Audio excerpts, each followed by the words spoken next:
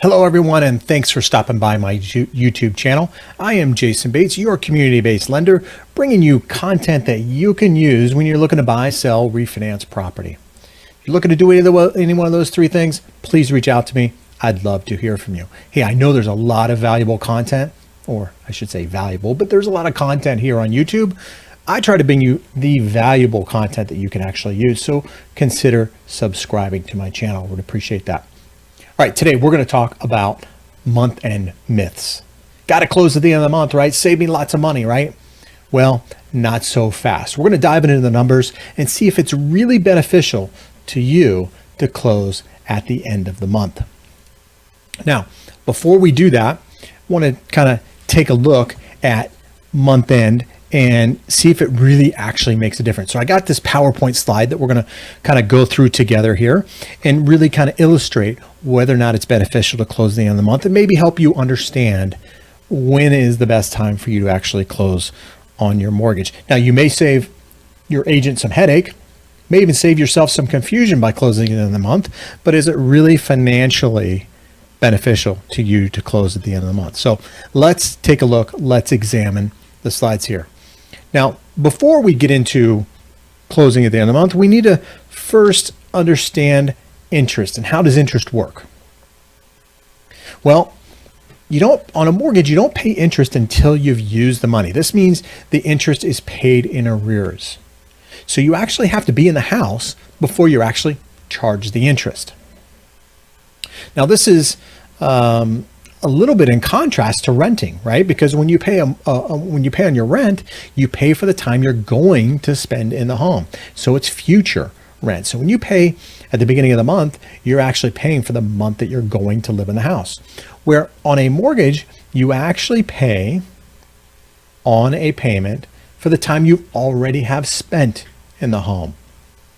So let's take a look at how a May payment for a mortgage is different and how different than what it would be for renting.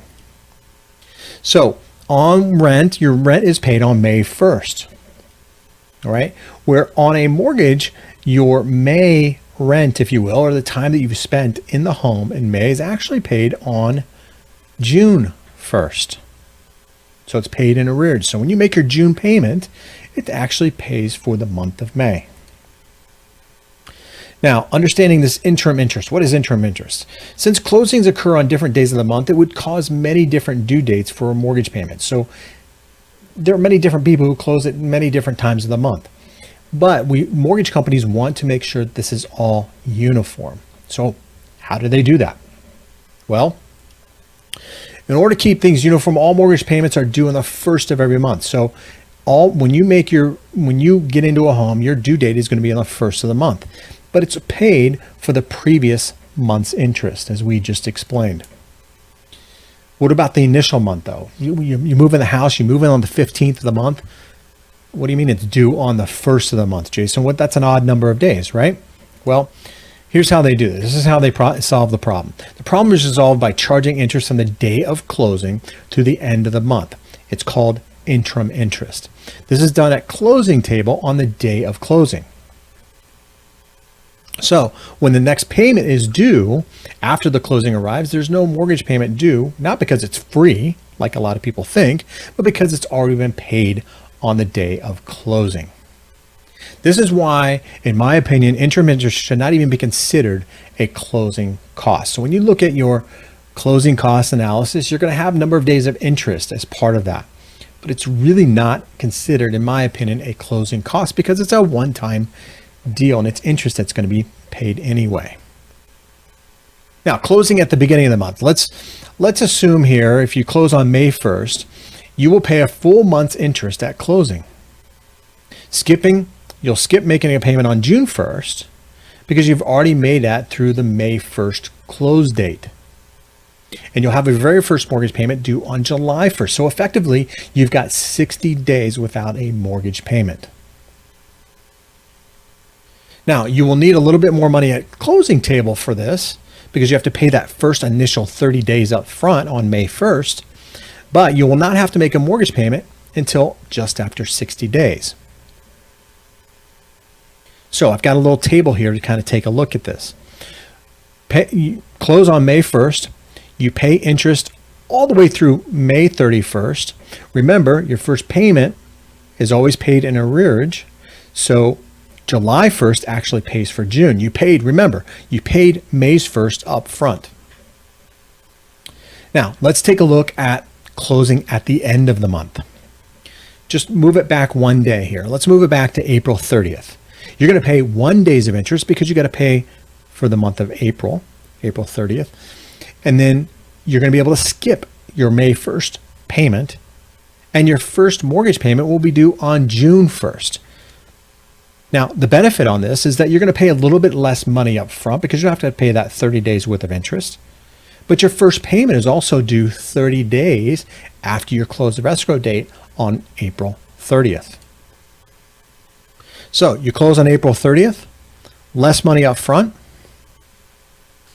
right? But your payment is now due, instead of July 1st, it's now due on June 1st to pay for the month of May.